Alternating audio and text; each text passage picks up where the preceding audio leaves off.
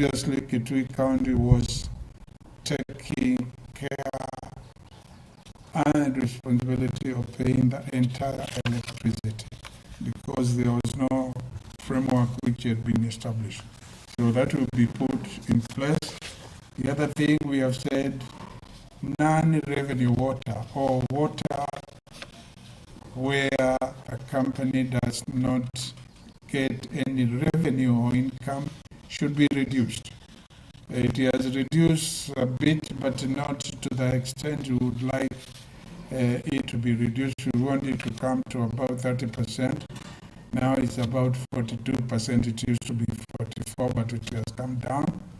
And what we want them to do is to install smart meters for each region, so that if it's a region like, say, Seco, there is a smart meter showing all the water going to Seco or going to any region within Kitui, and then each region will be assigned to a specific officer who will be managing that particular area, and to ensure there are no illegal connections, and bills and the corrected bills are sent on time, and the money which is collected is remitted to the account of Kituasco. And we will continue working with them very closely to ensure the reforms and the measures which we have agreed will be implemented. We have come out with a new policy measure where Kituasco and Kimuasco will be assuming the responsibility of managing water, which is operated currently by certain communities, because whenever those community water schemes break down, the members of the community say, county government, can you come in? And since the water department should minimize its involvement in direct water management, we have said Kituasco and Kimuasco will be doing that. And we have agreed in certain instances, because the law or the rates which will be charged to our people should not be as high as that which is charged maybe in the core urban areas. For example, in the core urban areas, people could be paying 5 shillings per 20-liter jerrycan, but in the community water schemes, the board of Kituasco and Kimuasco will look at each case on its merit and charge either 3 shillings or 2 shillings, because we cannot equate everybody. And then they ensure those projects are properly managed. When the pumps break down, they are repaired quickly so that people don't stay for long periods without safe drinking water. The people will be operating any kiosks in schemes run by Kituasco and Kimuasco will be from the community within the area within which the water is being supplied or operated. So they will not come from other regions. We'll go through a very transparent process to identify the people who will be operating those particular kiosks. We have also talked about the Kitui County Investors Sensitization Forum 2025, and we have agreed this will go ahead as planned, on Thursday 13th to Friday 14th March 2025. We are talking about 3 weeks from now. We are looking at hosting an estimated 1,500 persons who will attend, majority of whom we expect to be current investors or potential investors from Kitui, but there is also room for other investors who do not necessarily come from Kitui. And the whole intention is we want our people to start the culture of investing, the culture of getting money from an investment and saving some of that money and plowing back that money so that that business can grow, as you also use the money for your own need if you are an investor. So we thought we should do that before we have the Kitui County International Investors Conference planned for February, end of February, early March next year, that is 2026. So this March 2025 Investor Sensitization Forum is not a conference, this is a forum. The conference will be next year, is targeting our own investors. It will be held at Kanyonyo, where the county, in conjunction with the national government, is putting up the Kitui County Aggregation and Industrial Park, which is at a very advanced stage. Some of you may have seen as you are driving towards Nairobi, or sometimes you are coming from Matu or Nairobi area and you are going to Mingo, coming to Kitui. You may have seen the trusses, the steel trusses of the godowns, which will be constructed there, which are being constructed there, being finished.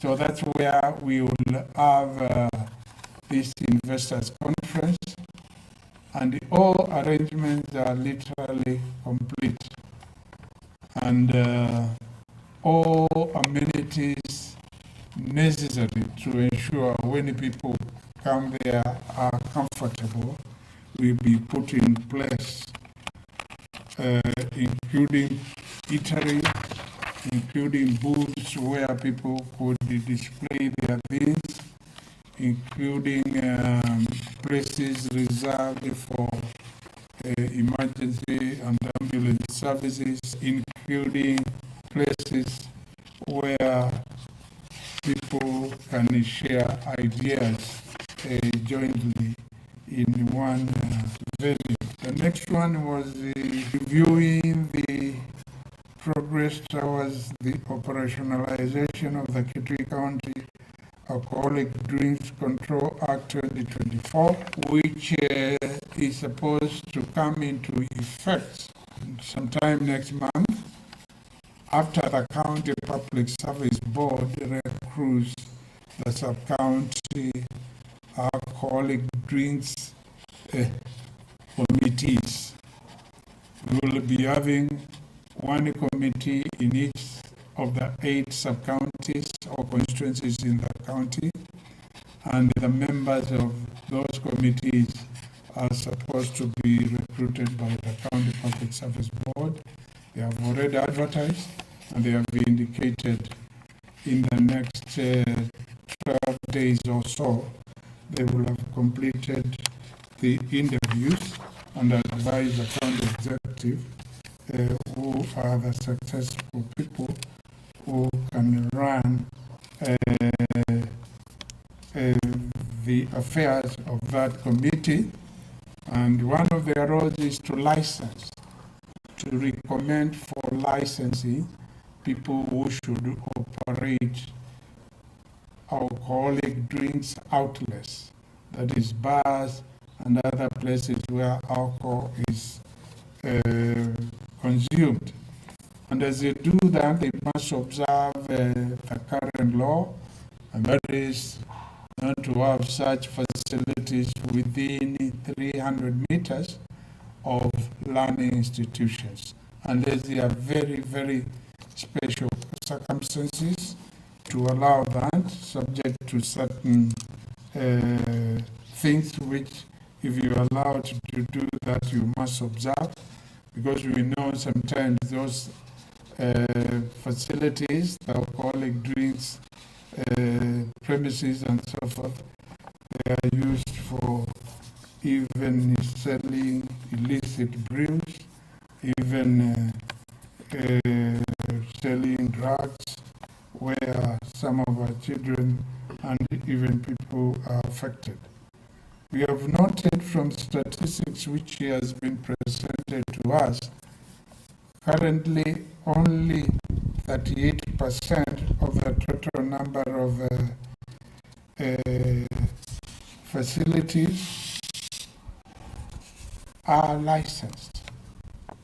In other words, 62% of alcoholic outlets are not licensed, and the county government is not getting any revenue from those particular places.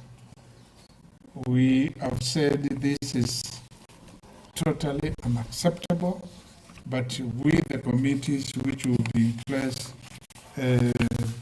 this coming month, that issue will be put to rest, and we expect more revenue to come as a result. The other thing which we looked at is operationalization of the Sand Act, the Kitui County River Basins Sand Utilization and Conservation Act of 2024. We've been given a report showing the process of operationalization that act.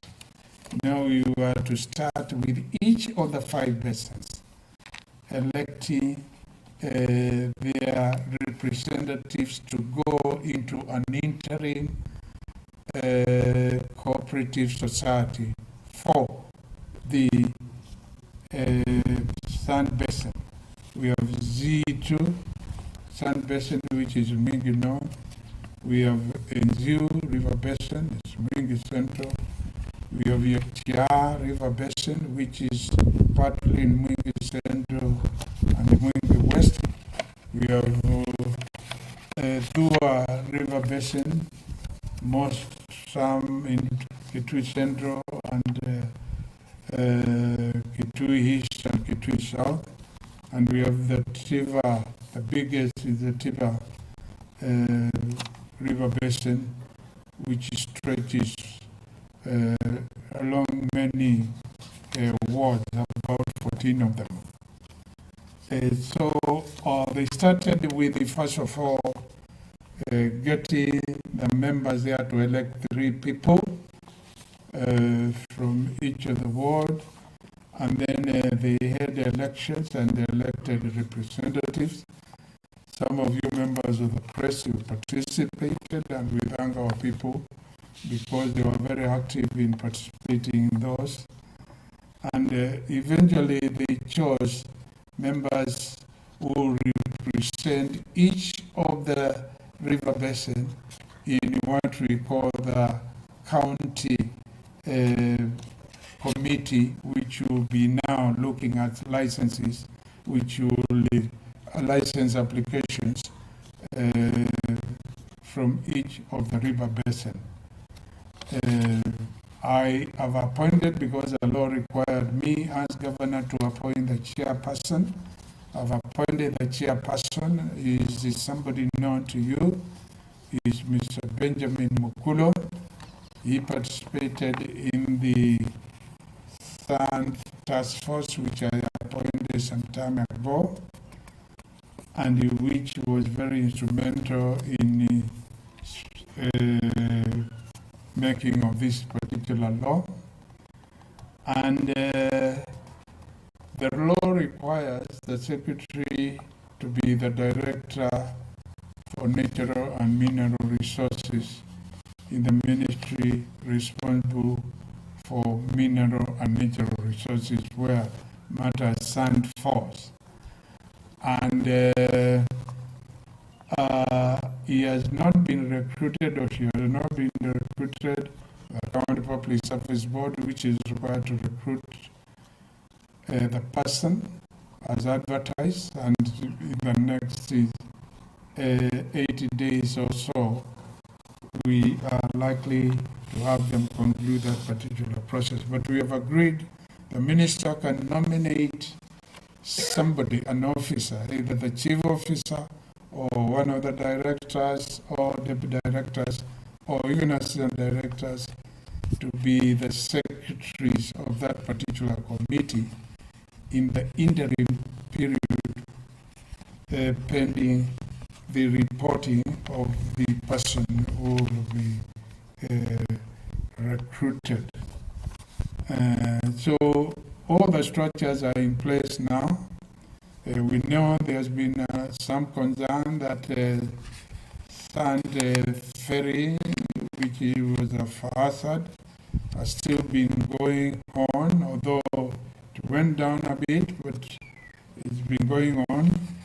And some of the people who are involved in those trades, we know probably they've been monitoring to see how far we have gone. They've been monitoring to see whether the county court is operational, which we finished constructing. You may have seen it just above the Kitui Law Courts, and which we are waiting to be given a date when the Chief Justice will come so that we can open it, because some of the county laws, not only the one relating to sand, even other county laws,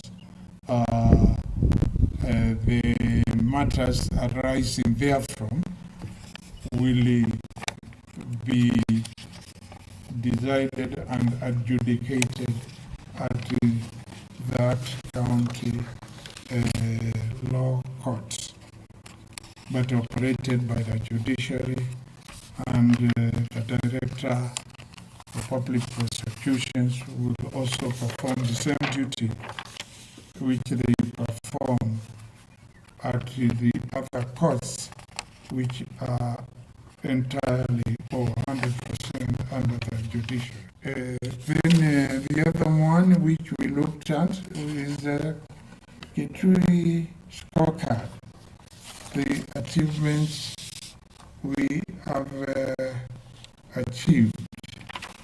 We have come up with a conservative figure of the number of projects, particularly the big ones, or mid-size to large ones, and we have a total of 1,500 projects which we've been able to review this time. Others we will be reviewing going forward, and all those projects they've been implemented with a total of 6.5 billion, and that's a project for the last 2 years. You know, since we came in office in August 2022, today we are in February 2025, and we will be 3 years in August 2025. And most of the projects for this financial year, we could not count them. So we have just counted projects for 2 years. And as I said, not all of them. But we will be giving you an updated figure much later. What we wanted to see is to appreciate what each ministry has implemented, to see how well spread the projects which they have implemented in all the 40 wards, and to see where there are gaps which need to be filled, and also to create a data bank which could be shared with our ward administrators, sub-county administrators, and village administrators, so that they can explain to people. During my first term in office, that is 2013-2017, we published a scorecard for each ward. We have agreed, after 2 years, if you publish such a booklet, it may bring out a picture which may not look very balanced.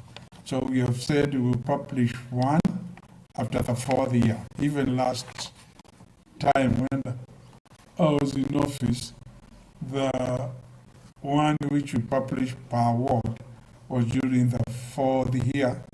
I think by that time we'll be able to reasonably